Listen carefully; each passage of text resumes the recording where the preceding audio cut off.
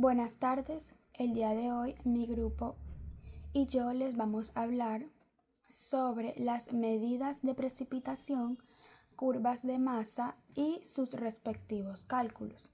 Mi grupo está conformado por Luz Ávila, Sergio Díaz Marín, José Valencia y mi persona Isabela Moya. En primer lugar, tenemos las medidas de precipitación.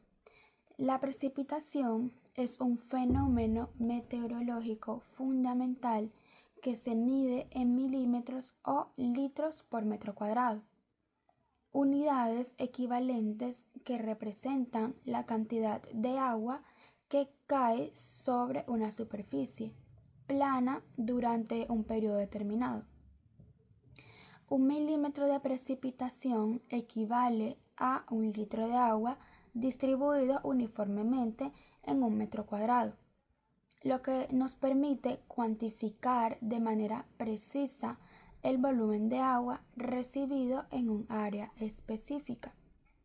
Este proceso incluye diversas formas como lluvia, nieve, granizo o rocío, aunque en el caso de precipitaciones sólidas se suele convertir a su equivalente líquido para así facilitar la medición.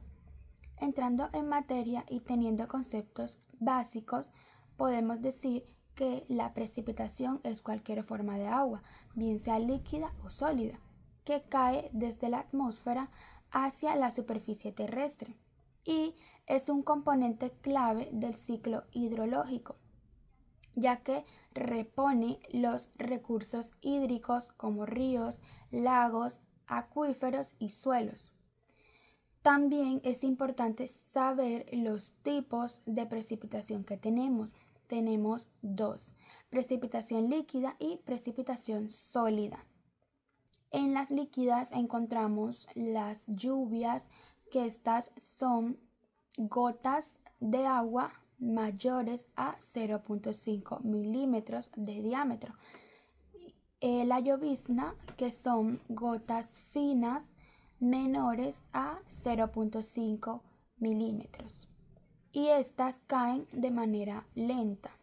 Y también tenemos el rocío, que esta es una condensación del vapor de agua en superficies frías. En las precipitaciones sólidas encontramos la nieve, que son cristales de hielo que se agrupan en copos. Agua-nieve, que esta es una mezcla de nieve y lluvia. Y también tenemos el granizo, que son bolas de hielo formadas en tormentas intensas. Entre las medidas de la precipitación, como lo mencioné anteriormente, encontramos el milímetro, que mide la altura de agua acumulada en una superficie plana, y los litros por metro cuadrado, que estos se encargan del volumen de agua por área. También es importante tener en cuenta los instrumentos de medición. Entre estos tenemos el pluviómetro y el pluviógrafo, que más adelante les vamos a hablar a profundidad de cada uno de estos. También factores que influyen en la precipitación pueden ser la humedad atmosférica, que a mayor humedad, mayor probabilidad de precipitación. Temperatura, que condensa el vapor de agua formado por nubes. Y relieve, que son las montañas que fuerzan el ascenso del aire, enfriándolo y así generando lluvia. Y finalmente las corrientes de aire, que son sistemas de aire frontales que producen lluvias prolongadas o tormentas. Otro dato importante a tener en cuenta en la precipitación es que nos ayuda con el abastecimiento de agua dulce, ya que es una fuente principal para el consumo humano, agricultura e industria. Y en la regulación del clima, ya que refresca la atmósfera y equilibra las temperaturas. Es importante en el ecosistema. ¿Por qué? Porque mantiene ríos, lagos y humedales, que son esenciales para la biodiversidad. Instrumentos de medición. En primer lugar, tenemos el pluviómetro, que su función consiste en un recipiente cilíndrico con un embudo que recoge el agua de la lluvia y la canaliza a un depósito graduado. Se mide manualmente en milímetros, donde 1 milímetro equivale a 1 metro cuadrado. Es uno de los instrumentos más confiables y utilizados en meteorología, complementándose con tecnologías más avanzadas como radares y satélites para un monitoreo integral de las lluvias. Básicamente, el pluviómetro es un instrumento meteorológico diseñado para medir la cantidad de precipitación líquida, bien sea lluvia o llovizna, que caen en un lugar específico durante un periodo determinado. Su medición se expresa en milímetros, que equivale a litros por metro cuadrado, como lo mencioné anteriormente. Hablando un poco en cuanto a las partes y el funcionamiento del pluviómetro, sus componentes principales son el embudo colector, el recipiente de almacenamiento, la regla graduada o el sistema de medición. En cuanto al embudo colector, este captura el agua de lluvia y la dirige hacia el recipiente de medición, y suele tener una superficie estandarizada para garantizar la precisión. Y bueno, generalmente es de 200 centímetros cuadrados o 400 centímetros cuadrados. En cuanto al recipiente de almacenamiento, este es un cilindro interno graduado donde se acumula el agua, y algunos modelos el agua pasa a un depósito externo para así evitar la evaporación.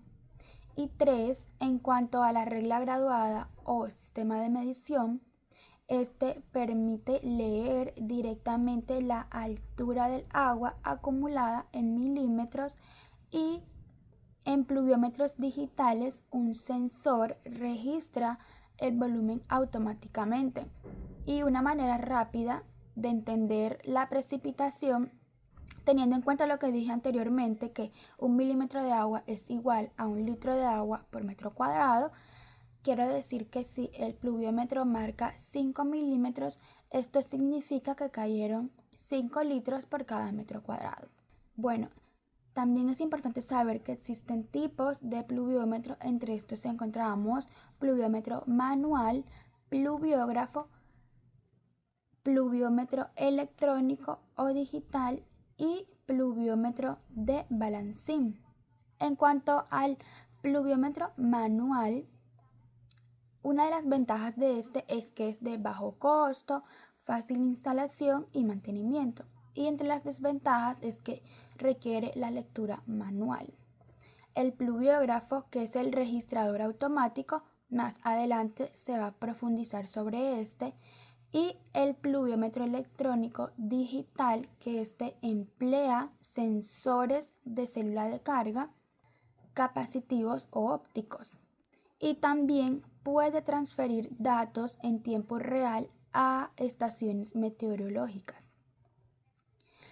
Y el pluviómetro de balancín, este tiene un pequeño balde basculante que se llena y se vacía cada cierta cantidad de agua, por ejemplo 0.2 milímetros por inclinación, y es usado en estaciones automáticas y redes de monitoreo. También es importante saber que hay factores que afectan la precisión. Por ejemplo, debe estar en una ubicación correcta. ¿Por qué?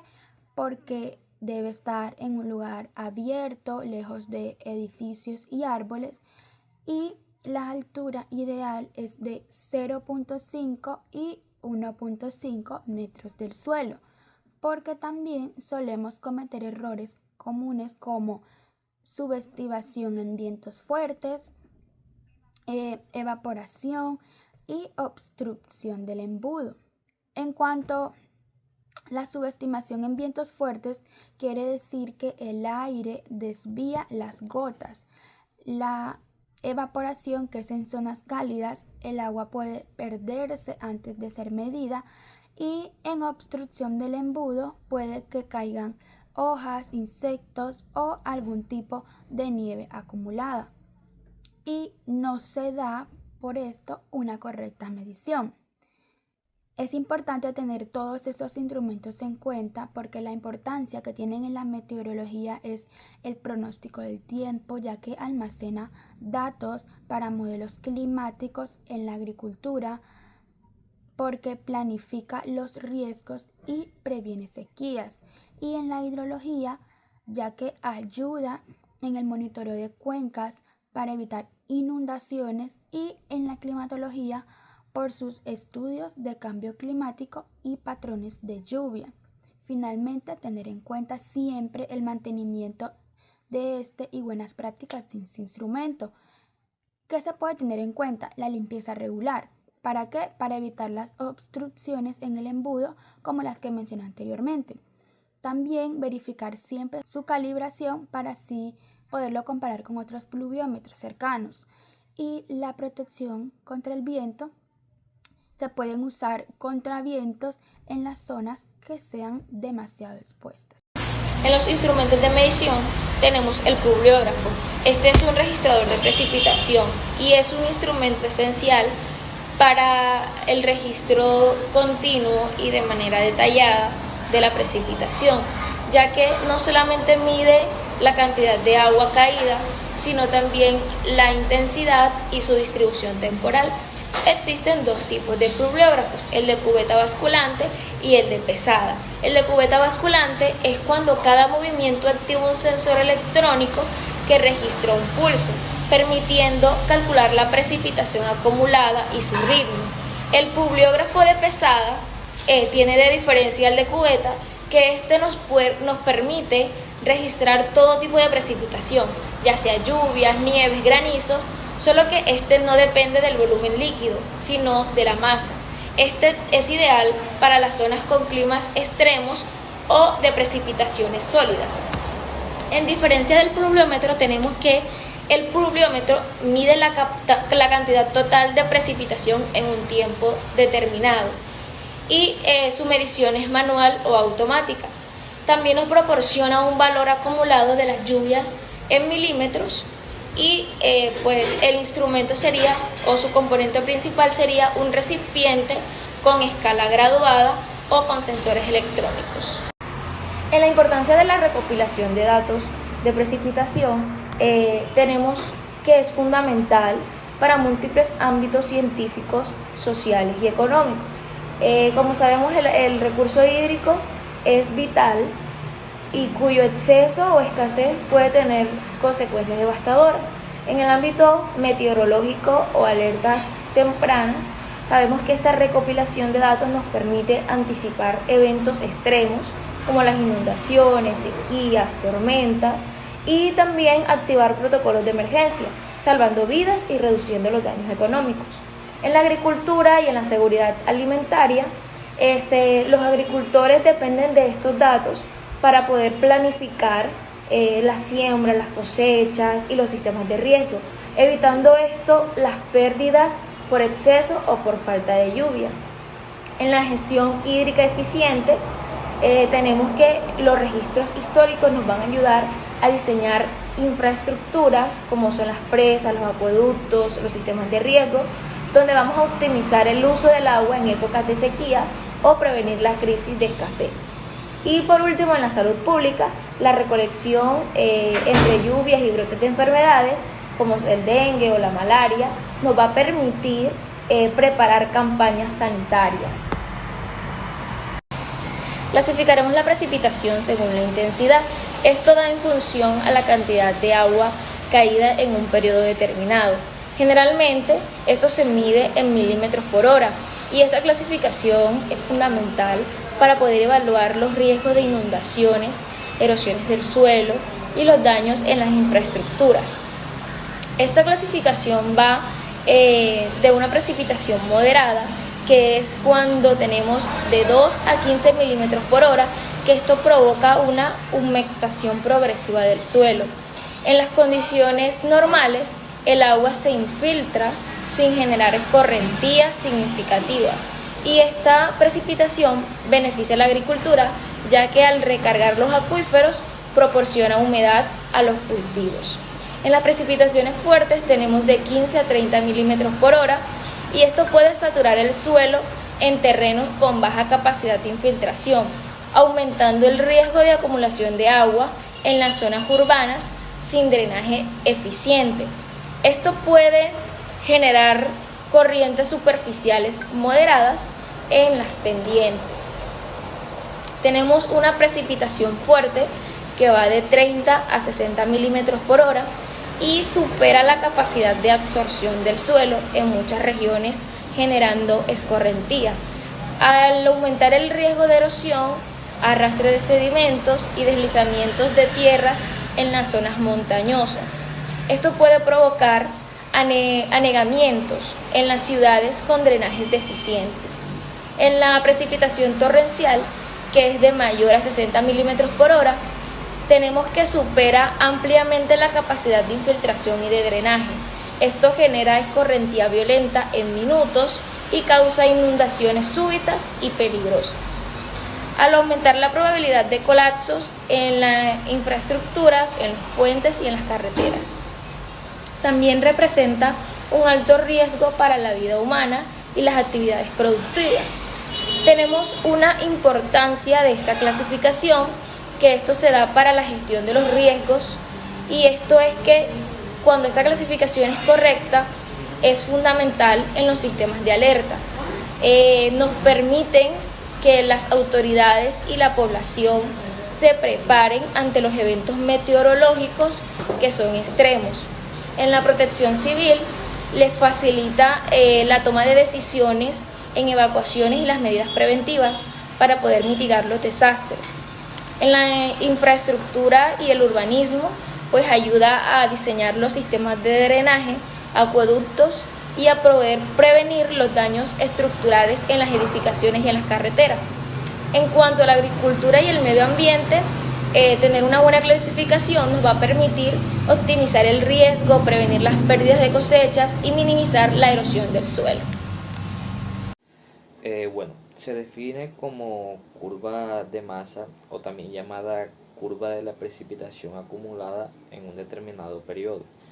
Esta se representa en un sistema de ejes en el que se grafican los valores del tiempo, usualmente estos en horas o minutos, en abscisa, y de representación acumulada en milímetros, en ordenadas. Este tipo de curva es empleada generalmente para representar las características de los valores pertinentes en base a los registros de los pluviógrafos.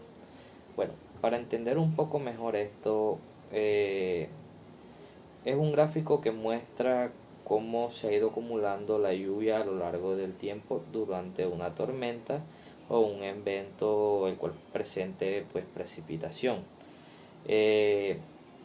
Como dijimos, esta se utiliza o se crea en ejes, que es el eje X y el eje Y.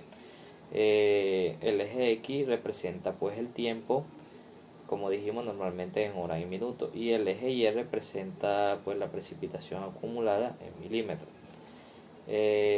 ¿Para qué es importante o por qué es importante esta curva? Pues nos sirve para diseñar sistemas de drenaje y evitar inundaciones, también para calcular cuánta agua escurre en ríos y canales, y también para evitar el impacto de una tormenta. Como suele ser frecuente cuando se cuenta con un cierto número de registros pluviométricos que corresponde solo a la cantidad total de lluvia precipitada en un periodo de tiempo determinado. Una técnica que se ha adoptado para esto, para reconstruir la curva de masa de tales estaciones, es adoptar la misma distribución registrada en un pluviógrafo ubicado en una zona supuesta homogénea en lo relativo a las características de las precipitaciones. Para ello se afectan todas las ordenadas de la curva de masa disponible. por la relación existente entre las precipitaciones totales registradas en ambas estaciones, el periodo considerado del periodo considerado. Bueno, ¿qué significa esto? Para entenderlo pues un poco mejor. Como sabemos, a veces hay estaciones de medición que solo registran la cantidad de lluvia caída en un periodo de tiempo. Esto ya sea días o meses, pero no registran cómo se distribuyó esta lluvia a lo largo del tiempo. O sea, si esta lluvia cayó, si cayó con mucha intensidad en un periodo corto de tiempo, o si a lo largo de días cayó en menor intensidad. Bueno, para eso se toma la información de un pluviógrafo ubicado en una zona cercana, donde se supone que la lluvia es de características pues similares. O sea, eso lo que quiere decir que se asume que es una zona homogénea, por eso, porque tiene características similares en el tema de las precipitaciones. Bueno, se toma la curva de masa del pluviógrafo. La curva de masa muestra cómo se acumuló la lluvia a lo largo del tiempo. Y bueno, esta información la utilizamos para el ajuste de datos. Se usa la información que nos generó ese pluviógrafo y se ajusta la curva según la cantidad de lluvia registrada en la estación sin pluviógrafo. Esto se hace multiplicando los valores de la curva por la proporción entre la lluvia total de ambas estaciones.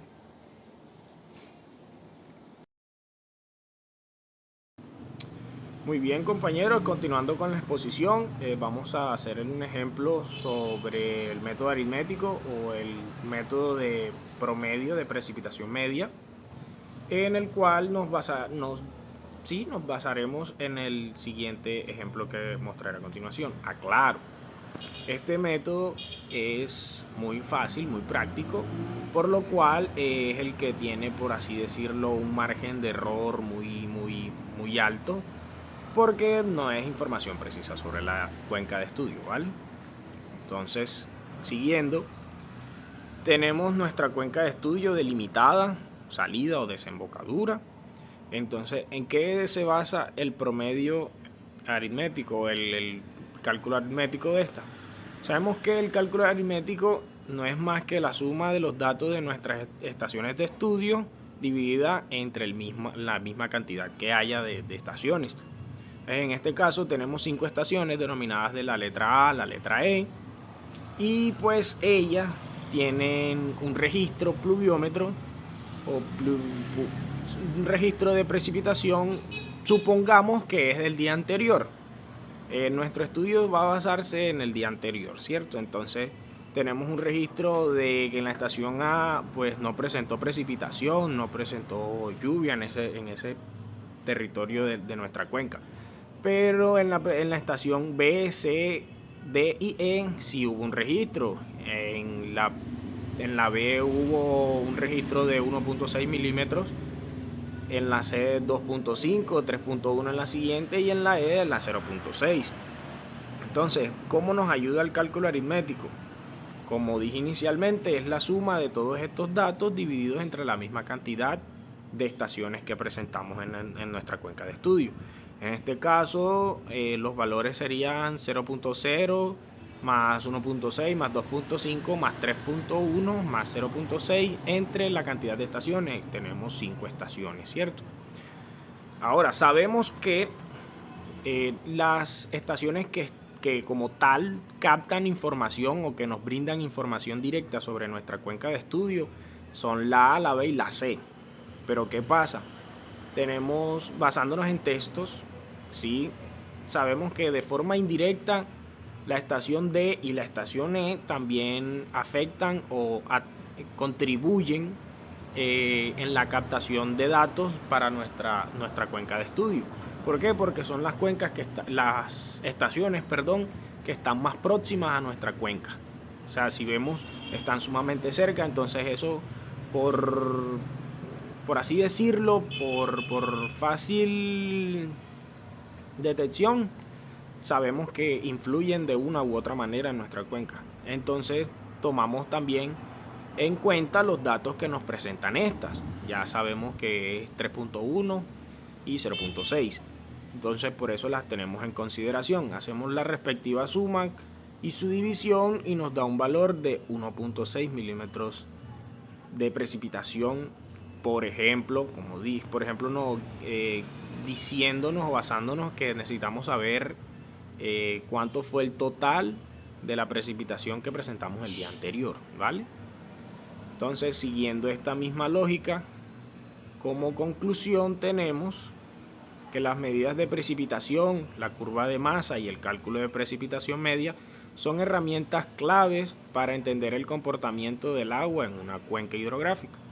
Mientras que las mediciones nos dan datos precisos, la curva de masa nos ayuda a visualizar la distribución de las lluvias y el método de estimación promedio o cálculo aritmético, aunque es muy simple, es de utilidad para obtener una idea general de la precipitación de la zona de estudio.